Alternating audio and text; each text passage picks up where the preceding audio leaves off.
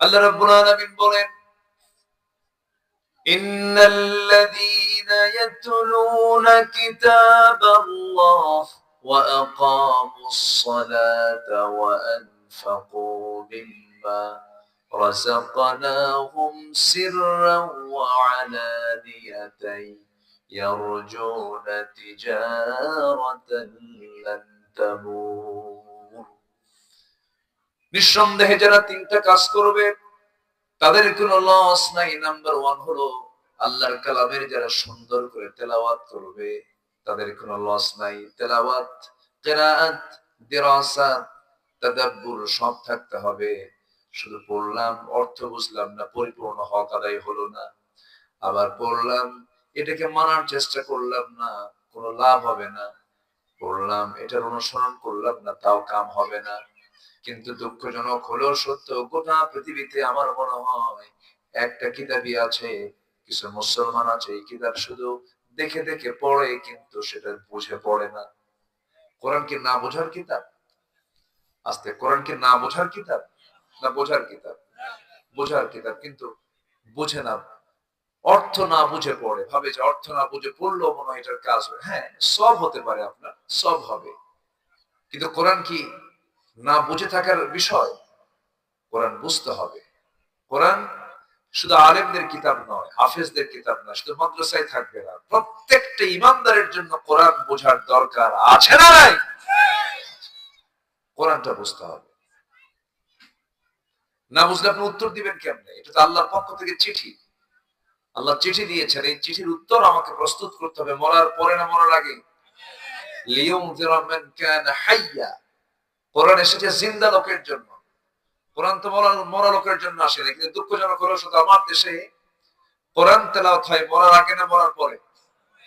হ্যাঁ, মরার পরে। মরে গেছে, মরা লাশকে সামনে রেখে কোরআন তেলাওয়াত করে। মরা লোকের জন্য কোরআন নাজিল হয়নি। কোরআন নাজিল হয়েছে ভাগ্য চমকাতে। কোরআন নাজিল হয়েছে অশান্ত জমিনকে শান্ত করার জন্য। কোরআন এসেছে সকল অসচ্ছলতা, সকল অভাব অনটন, সকল শূন্যতাকে পূরণ করার জন্য কোরআন নাজিল হয়েছে। কোরআন নাজিল হয়েছে মানুষকে,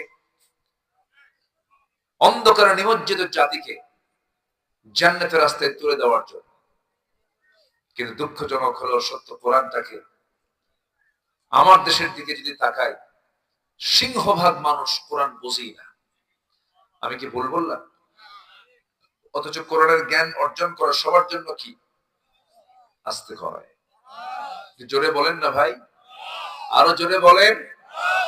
সবার জন্য ফরজ। কোরআন সহি করা ফরজ।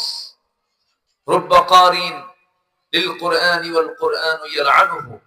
কোরআন তাকে লানত দেয় যে কোরআনটাকে সহি করে পড়ে না। তাহলে কোরআনের লানতকে আমরা নিতে চাই? কোরআনের লানতকে আমরা কেউ নিতে চাই না। কোরআনের লানত যদি না নিতে চাই, তাহলে অবশ্যই আমাকে আপনাকে কোরআন বোঝা, কোরআনকে সুন্দর করে তেলাওয়াত করা, এটার জন্য আমাদের অবশ্যই এই যোগ্যতা হাসিল করার প্রয়োজন। একা না সবার? জান্নাত কি শুধু হুজুররা পাবে? যিনি জান্নাত পেতে চান তাকে কোরআন জানতেই হবে। এটা জানার বিকল্প নাই। এটা না জেনে আমি আপনি আল্লাহর সামনে হাজির হতে পারবো না। আমাকে জেনেই আল্লাহর সামনে হাজির হতে হবে। আল্লাহ কবুল করুন, জোরে বলি আমিন। কোরআন সহজ না কঠিন? বলেন বলেন। অনেক সহজ। 7 বছর 8 বছরের ছোট্ট ছোট্ট বাচ্চাগুলো কোরআন মুখস্থ করে ফেলতে পারে।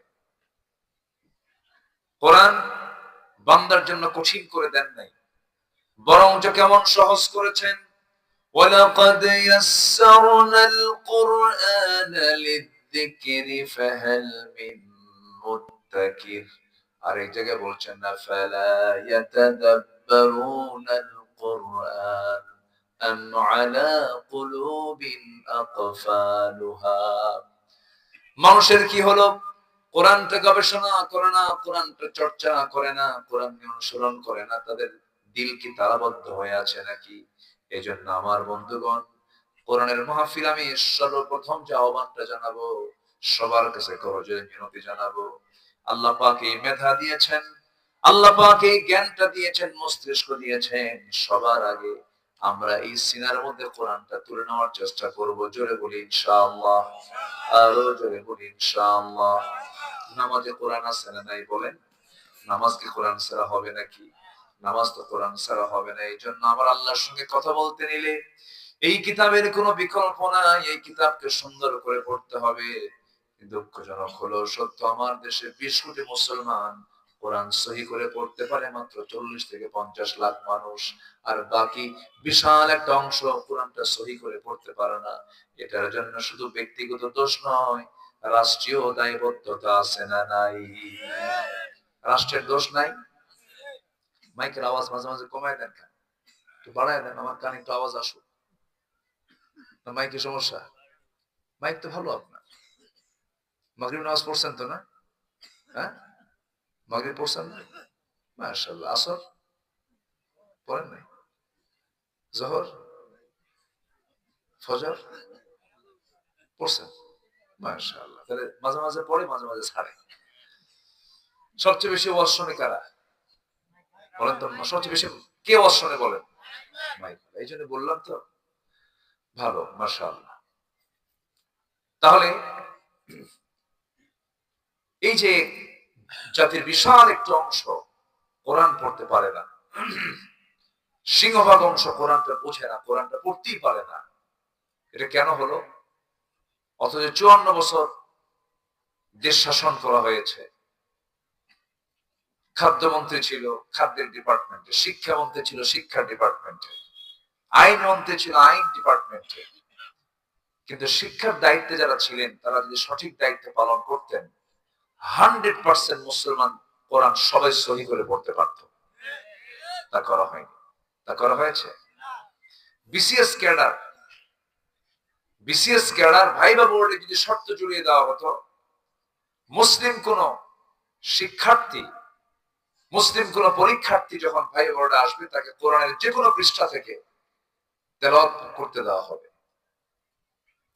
যদি শর্ত জড়িয়ে দেওয়া হতো, বাংলাদেশের যে কোনো চাকরিতে জয়েন করতে গেলে ভাইবা বোর্ডে তাকে কোরআন থেকে হাদিস থেকে কিছু প্রশ্ন করা হবে, তাহলে আমার দেশের যে অ্যাডমিনিস্ট্রেশন, আমার দেশের যে প্রশাসন, আমার দেশের যে সচিবালয়, আমার দেশের যে এই যে বিভিন্ন প্রতিষ্ঠানগুলো, ওই সময় যে সময় তারা নিয়োগ দিয়েছে সেই নিয়োগের শর্ত অনুযায়ী যদি কোরআন এবং হাদিসের যদি একটা সিলেবাসকে বাধ্যতামূলক করে দেওয়া হতো, অন্তত জাতির চরিত্র এত নোংরা হতো না। আসতে পান কেন? নোংরা হতো? নোংরা হতো। আজকে আমরা কত ভয়ঙ্কর, আজকে জাতি কত ভয়ঙ্কর দেখেন, মানুষ কত নিকৃষ্ট। আজকে আমার দেশের কথা বলছি, ময়মনসিংহের হালুয়াঘাট নাম শুনছেন তো? পাশাপাশি না, একই অঞ্চল তো। হালুয়াঘাটে একটা মহিলা সুইসাইড করেছে, আত্মহত্যা করেছে। আত্মহত্যা করার পর লাশটা মর্গে আনা হয়েছে তদন্ত করার জন্য, ময়না তদন্তের জন্য মর্গে আনা হয়েছে। সেই মর্গে রাখা সে নারীকে ধর্ষণ করা হয়েছে। এটা আপনার ডিভিশনের কথা বললাম। খুলনার দিকে যান, সাবেক এমপিকে মেরে টুকরো টুকরো করে হাড়কে দেহ থেকে সরিয়ে ফেলে সেখানে গোশতগুলো টুকরো টুকরো করে কমোডের ফ্ল্যাশে ফ্ল্যাশ করে অস্তিত্বহীন করার চেষ্টা করা হয়েছে। 3 বছরের শিশু, নারী শিশু, ছোট্ট বাচ্চা ধর্ষিত হয়, লাশ কবর থেকে তুলে ধর্ষণ করা হয়েছে। নাউজুবিল্লাহ বলা যাবে না? এই যে মানুষ আজকে এত পাশবিক, এত অমানবিক, এত জঘন্য কর্মকাণ্ডের সঙ্গে যে জড়িত, এটার মূল কারণ হলো জাতিকে এই শিক্ষা থেকে অনেক দূরে রাখা হয়েছে। আসতে বলেন কেন? আসতে বলেন কেন? অনেক দূরে রাখা হয়েছে। সম্মানিত ভাইয়েরা, সম্মানিত বন্ধুগণ, এজন্য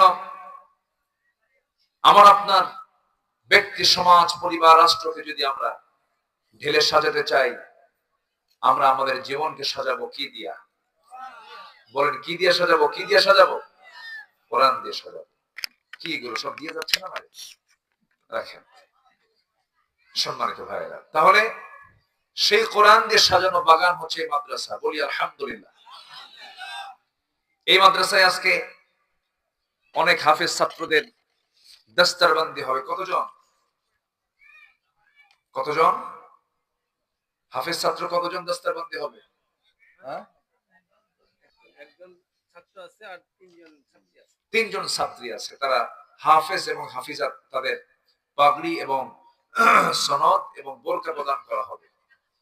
আমি তো মনে করি পৃথিবীতে যত অর্জন আছে, কিসের নোবেল পুরস্কার, নোবেল বলেন, যে পুরস্কারই বলেন, স্বাধীনতা পদক বলেন, 21 পদক বলেন, যে পদকই বলেন না কেন, পৃথিবীতে যত অর্জন আছে, যত পদক আছে, যত অর্জন আছে, পৃথিবীতে সবচেয়ে বড় অর্জন মনে হয় যে ব্যক্তিটা হাফেজ হতে পেরেছে। বলি আলহামদুলিল্লাহ। আপনাদের দয়া আল্লাহ তাআলা আমাকে একটা ছেলে দিয়েছেন, ছেলেটা হাফেজ হয়েছে।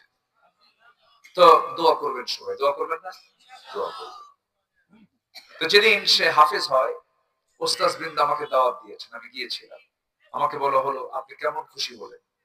তো বললাম, ওস্তাদ, গোটা পৃথিবী যদি আজকে আমার হাতে তুলে দেওয়া হতো, আমি যতটুকু না খুশি হয়েছে, তার চেয়ে বেশি খুশি হয়েছে সন্তানটা আমার হাফেজ হতে পেরেছে। সবচেয়ে বড় অর্জন এটা। আপনার সন্তান যা হয় হোক, আপনার সন্তান পরে এমপি হবে, মন্ত্রী হবে, ব্যারিস্টার হবে, জজ হবে, দেশ চালাবে, প্রশাসন চালাবে, সবাই চালাক, সমস্যা নেই। কিন্তু আগে আপনি ওকে আল্লাহওয়ালা বানান, আগে হাফেজ বানান, দিনের জ্ঞানটা আগে দেন, নচেত রডের বদলে বাঁশ দেবে, ইনজেকশনের জায়গায় অপারেশন